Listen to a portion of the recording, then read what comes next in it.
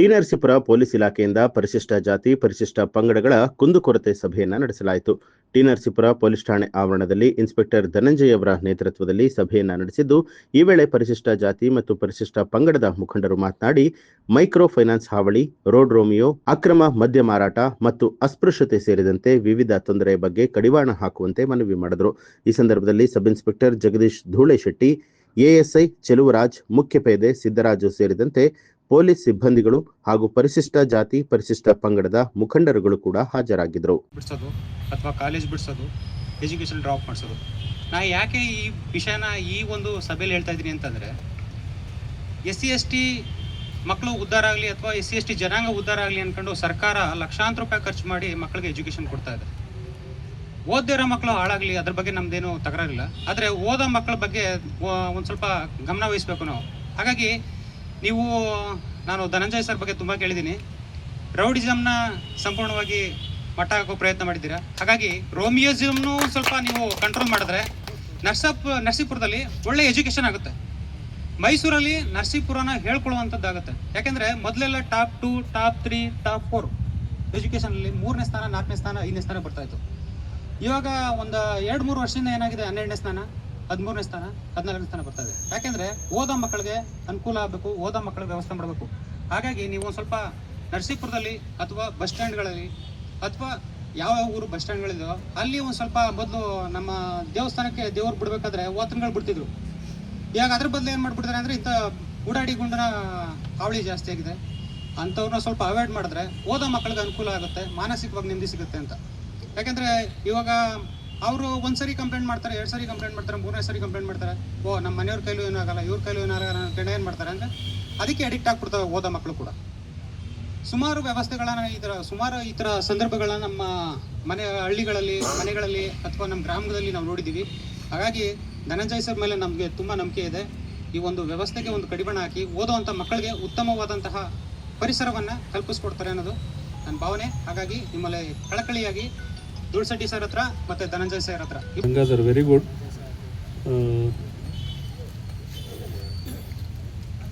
ಸಮಸ್ಯೆ ನಿಜವಾಗ್ಲೂ ಇದೆ. ನಾವು ನಮ್ಮ ಪೊಲೀಸವ್ರನ್ನ ಸಿವಿಲ್ ಸ್ಟಾಫ್ ಸಿವಿಲ್ ಡ್ರೆಸ್ಸಲ್ಲಿ ಬಿಟ್ಟು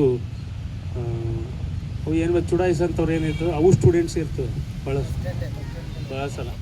ಅವು ಸ್ಟೂಡೆಂಟ್ ಇರ್ತವೆ, ಅವರು ಜೀವನ, ಅವ್ರದ್ದು ಭವಿಷ್ಯ ಇದನ್ನೂ ಗಮನದಲ್ಲಿ ಇಟ್ಕೊಂಡು ನಾವು ಕಠಿಣವಾದಂಥ ಕಾನೂನು ಕ್ರಮ ತಗೊಂಡಿಲ್ಲ ಅವ್ರ ಮೇಲೆ.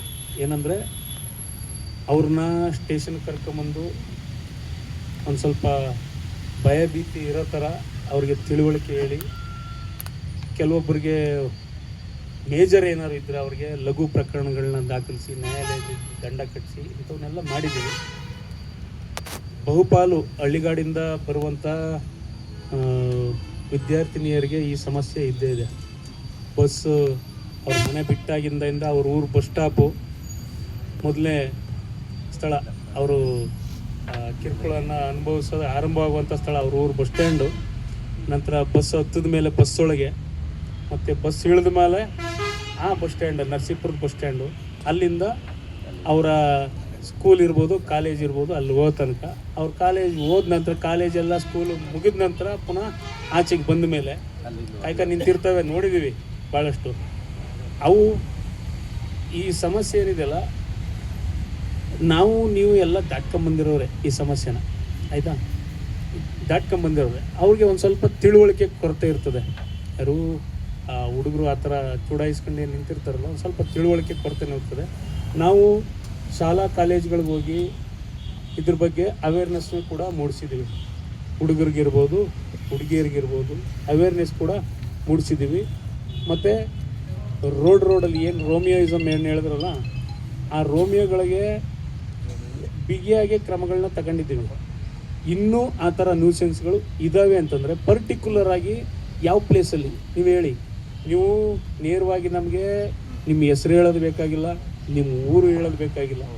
ನಮಗೆ ಫೋನ್ ಮಾಡಿ, ಇಂಥ ಪ್ಲೇಸ್ನಲ್ಲಿ ಈ ಥರ ಹುಡುಗಿರು ಚುಡಾಯಿಸ್ತಿದ್ದಾರೆ, ಟೀಸಿಂಗ್ ಆಗ್ತಾಯಿದೆ, ಸ್ಕೂಲ್ಗೆ ಹೆಣ್ಮಕ್ಳು ಹೋಗೋದು ಸಮಸ್ಯೆ ಇದೆ, ನೀವು ಪರ್ಟಿಕ್ಯುಲರ್ ಆಗಿ ಹೇಳಿದ್ರೆ ನಾವು ಸ್ಪೆಸಿಫಿಕ್ ಆಗಿ ಎತ್ಕೊಂತೀವಿ ಅದೇ ಸಮಸ್ಯೆನ.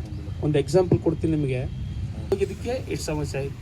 ಮಾರನೇ ದಿನದಿಂದ ಹುಡುಗಿ ಕಾಲೇಜ್ಗೆ ಬರಲಿಲ್ಲ, ಕಾಲೇಜನ್ನೇ ಬಿಡಿಸ್ಬಿಟ್ರು, ಪುನಃ ಕಳಿಸ್ಲೇ ಇಲ್ಲ ಹುಡುಗಿನ ಕಾಲೇಜಿಗೆ. ಆ ಹುಡುಗಿ ಮನೆಯವ್ರನ್ನ ಕರೆದು ನಾನೇ ಕನ್ವಿನ್ಸ್ ಮಾಡಿ ಕಾಲೇಜಿಗೆ ಕಳಿಸಿ ಅಂತ ಹೇಳಿದ್ರು ಕಳಿಸ್ಲಿಲ್ಲ. ಹಿಂಗೆ ಆಗ್ತವೆ ಏನೋ ಕಾಯ್ತವೆ ಅಂತಂದರೆ ಹಿಂಗೆ ಭಾಳಷ್ಟು ಕಾರಣಗಳಿರ್ತವೆ. ಈಗ ನಿಮ್ಮ ಊರುಗಳಲ್ಲೂ ಇರ್ಬೋದು, ನೀವು ಗಮನಿಸ್ಬೋದು. ಸ್ಕೂಲ್ಗೆ ಹೋಯ್ತಾರ ಹುಡುಗಿ, ಕಾಲೇಜ್ಗೆ ಹೋಯ್ತಾರ ಹುಡುಗಿ, ಯಾವುದೋ ಬೇರೆ ಏನೋ ಯಾರೋ ನೋಡ್ತಾ ಇದ್ದ ಅಂತನೋ ಎಷ್ಟೋ ಹೆಣ್ಮಕ್ಳು ಚೂಡಾಯಿಸ್ತಾರೆ ಅಂತ ಅವರೇ ಬರೋದಿಲ್ಲ, ವಾಲಂಟ್ರಿಯಾಗಿ ಸ್ಕೂಲ್ಗೆ ಹೋಗೋಕೆ ಇಷ್ಟಪಡೋದಿಲ್ಲ. ನಮ್ಮ ಭಾಳಷ್ಟು ಜನ ಹೆಣ್ಮಕ್ಳನ್ನ ವಿಚಾರ ಮಾಡಿದ್ದೀವಿ, ಆ ಹೆಣ್ಮಕ್ಳು ಅಲ್ಲಿ ಚೂಡಾಯಿಸ್ತಾರೆ ಅಂತಲೇ ಸ್ಕೂಲ್ಗೆ ಹೋಗೋದು ನಿಲ್ಲಿಸ್ಬಿಟ್ಟಾರೆ ಎಷ್ಟೋ ಜನ ಹೆಣ್ಮಕ್ಳು. ಇಂಥವೆಲ್ಲಕ್ಕೆ ಏನಾದರೂ ಬಂದರೆ ಆ ಥರ ಸ್ಪೆಸಿಫಿಕ್ ಆಗಿ ಇಂಥ ಹೆಣ್ಮಗಳಿಗೆ ಈ ಥರ ಕಿರುಕುಳ ಕೊಡ್ತಾ ಇದ್ದಾರೆ, ಇಂಥವ್ನು ಯಾರೋ ಹತ್ಕೊಂಡು ಭಾಳಷ್ಟು ಜನ ಇರ್ತಾರೆ ಆ ಥರದವರು. ಅಂಥವ್ರಿದ್ದರೆ ನಮ್ಮ ಗಮನಕ್ಕೆ ತಗೊಂಬನ್ನಿ ನೇರವಾಗಿ. ನೀವೇನು ನಿಮ್ಮ ಹೆಸರು ಹೇಳೋದು ಬೇಕಾಗಿಲ್ಲ, ನಿಮ್ಮ ಫೋನ್ ನಂಬರು ಹೇಳೋದು ಬೇಕು, ನಿಮಗೆ ಬಂದು ಹೇಳ್ಬೋದು, ಅಥವಾ ಫೋನ್ ಮುಖಾಂತರನೂ ಇರ್ತೀವಿ. ಅಂಥವು ಏನಾದ್ರು ಕಂಡು ಬಂದರೆ ನಮಗೆ ಮಾಹಿತಿ ಕೊಡಿ, ಕಠಿಣವಾದಂಥ ಕಾನೂನು ಕ್ರಮ ತಗೊಂತೀವಿ.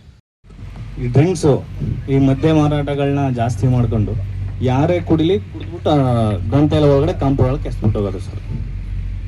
ಇದನ್ನು ನಾನು ನಮ್ಮ ಬನ್ನು ಸ್ಟೇಷನ್ಗೂ ಕೂಡ ವಿಚಾರ ಮುಟ್ಟಿಸಿದ್ದೀನಿ. ದಯವಿಟ್ಟು ಈಗ ನಮ್ಗೆ ಎಲ್ಲರಿಗೂ ಅಸ್ಪೃಶ್ಯತೆ ನಮ್ಮೂರಲ್ಲಿ ಒಂದೇ ಕ್ಯಾಟಗರಿ ಇರೋದ್ರಿಂದ ನಮ್ಮೂರಲ್ಲಿ ಯಾವುದೋ ಅಸ್ಪೃಶ್ಯತೆ ಇಲ್ಲ ಸರ್. ಆದರೆ ಈ ಡ್ರಿಂಕ್ಸ್ ವಿಚಾರವಾಗಿ ಕಂಪ್ಲೀಟಾಗಿ ಚಿಕ್ಕ ಮಕ್ಕಳಿಂದ ಹಿಡಿದು ಎಲ್ಲರೂ ಡ್ರಿಂಕ್ಸ್ ಮಾಡೋದು ಕಲ್ತವ್ರೆ ಸರ್. ಯಾರು ನಾವು ಹೇಳೋದು ಮಾತನ್ನ ಕೇಳಲ್ಲ. ಕೆಲಗೆ ಊರ್ಲಿ ದೊಡ್ಡ ಮನಸ್ಸು ಅನಿಸ್ಕೊಂಡವ್ರೆ ಡ್ರಿಂಕ್ಸ್ ಮಾಡೋದು ಸರ್. ದಯವಿಟ್ಟು ಇದನ್ನೊಂದನ್ನು ನಮಗೆ ಕ್ರಮ ತಗೊಳ್ಳೇಬೇಕು ಅಂತ ನಾನು ಮನವಿ ಮಾಡ್ತೀವಿ. ಮತ್ತು ಇನ್ನೊಂದು ಸರ್, ನಾವೀಗ ಹೊಸವಟ್ಟಿಯಿಂದ ಈಗ ನಾವು ಟಿ ನರಸೀಪುರಕ್ಕೆ ಬರಬೇಕಾದ್ರೆ ಕೆಲವೊಂದು ಹಂಪ್ಸ್ಗಳನ್ನ ಹಾಕವ್ರೆ. ಈ ಹಂಪ್ಸ್ಗಳಲ್ಲಿ ರೋಡಲ್ಲಿ ಆ ಕಡೆ ಈ ಕಡೆ ಸೆಂಟ್ರಲ್ಲಿ ರಿಫ್ಲೆಕ್ಟರ್ಗಳಿಟ್ಟವ್ರೆ ಸರ್. ಈ ರಿಫ್ಲೆಕ್ಟರ್ಗಳು ಕೂಡ ಸರಿಯಾಗಿ ವರ್ಕ್ ಆಗಲ್ಲ ಸರ್, ಎಲ್ಲ ಲೋಕಲಿಟಿ ಹಾಕ್ಬಿಟ್ಟವ್ರೆ. ಹಂಪ್ಸ್ಗಳಿರೋದು ಕಾಣಲ್ಲ. ಈಗ ನಾವೇನೋ ಸ್ಲೋ ಆಗಿ ನಿಧಾನಕ್ಕೆ ಬರ್ತೀವಿ, ದಿನ ಓಡಾಡೋ ಜಾಗ. ಈ ಪಾಪ ಬೇರೆಯವರು ಬಂದಾಗ ಸರ್ ಹಂಸು ಕಾಣೋದೇ ಇಲ್ಲ, ಅದಕ್ಕೆ ಬಣ್ಣನೂ ಬಳ್ದಿಲ್ಲ ಸರ್. ಬಣ್ಣ ಹೊಡೆದಿರೋದು ಲೋಕಲ್ ಬಣ್ಣ ಎಲ್ಲ ಹಾಳಾಗ್ಬಿಟ್ಟೈತೆ. ಎಷ್ಟೋ ಜನ ಪಾಪ ಎಗರಿಸಿ ನಮ್ಮ ಕಣ್ಮುಂದೆನೇ ಬಿದ್ದಿರೋಂಥದ್ದನ್ನು ನಾವು ನೋಡಿದ್ದೀವಿ. ಜೊತೆಗೆ ಈ ಟಿ ನರಸೀಪುರದ ಈ ಕಟ್ ಏನಿದೆ, ಈ ಹೊಸ ಸೇತುವೆ ಮಧ್ಯದಲ್ಲಿ ಬೀಡಿಂಗ್ ಇತ್ತು ಸರ್ ಮೊದಲು. ಈ ಬೀಡಿಂಗ್ ಎಲ್ಲ ಈಗ ಏನಾಗ್ಬಿಟ್ಟೈತೆ, ಕಿತ್ತೋಗ್ಬಿಟ್ಟು ಒಂದು 2 ವೀಲರ್ ಆಗಲಿ ಇಲ್ಲ ಚಿಕ್ಕದು 4 ವೀಲರ್ ಗಾಡಿಗಳಾಗಲಿ ಆ ಬ್ರಿಡ್ಜ್ ಮೇಲೆ ನಾವು ಕರೆಕ್ಟಾಗಿ ಹೋಗೋಕ್ಕೆ ಆಗಲ್ಲ ಸರ್. ತುಂಬ ಹಳ್ಳ. ಅದರಲ್ಲಿ ಎಷ್ಟೋ ಸಲ ನಾನೇ ಕೆಲವೊಂದ್ಸಲ ಬಿದ್ದಿದ್ದೀನಿ. ಅದು ಏನು ಮಾಡೋದು ಅಂದ್ಬಿಟ್ಟು ಎದ್ದೋಗಿದ್ದೀನಿ ಸರ್. ದಯವಿಟ್ಟು ಆ ಹಳ್ಳಗಳಿಗೆ ಏನಿದೆ ಅದಕ್ಕೆ ಒಂದು ವ್ಯವಸ್ಥೆ ಮಾಡಿ ಅಪಘಾತ ಆಗೋದನ್ನು ತಪ್ಪಿಸೋದು. ನ್ಯೂಸ್ ಅಲರ್ಟ್, ನಿಮ್ಮಿಂದ ನಿಮಗಾಗಿ.